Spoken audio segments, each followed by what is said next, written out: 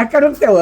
మనం అయితే ఇలా మన తాత కాడికి వచ్చినాం. మన తాత అయితే చెప్తాడన్నా ఇనురి. ఇప్పుడు ఆ రోజులు ఏం చేసేది అంటే కోళ్ళకు మధ్య పోసేది మంచిగా మంచిగా ఊరబెట్టి గింజలు పోసేది.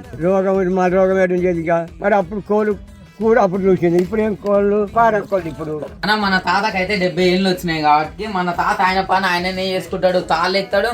ఈడగాన కోడి పిల్లలు తాతాడన్న మా తాత. ఇంకో మేక పిల్లలకు పాలు మేకల కాడు పోతాడు. మేక దొరికేది తోలి ఈ తాళ్ళు ఎక్కువ వాళ్ళు వచ్చి కలుపు తాగి ఇంటికి పోతా. ఎక్కడ ఉంటావు? గొర్రె ఆయత్తున తిరిగిన తాత అయితే ఎట్ట పట్టుకుంటుంది చూడు. మనం అయితే కింద పడదాము. పొద్దుగాల 5కి వస్తాడన్న. తాళ్ళు ఎత్తాడు, ఎడ్ల కాడ పెండ తీస్తాడు. అట్లనే ఈ మేకల్ని కొట్టుకుపోతాడన్న. మళ్ళీ వస్తాడు సాయంత్రం కాగానే మళ్ళీ తాళ్ళు ఎక్కి అయితే ఇంటికి పోతాడన్న.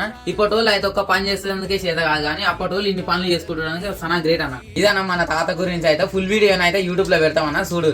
అందరూ మన మనలకు లైక్ కొట్టుర్రి, పాలు కొట్టుర్రి. మంచి ఉన్నప్పుడు కలుగు రాని నీ కాలు పోతుంటా.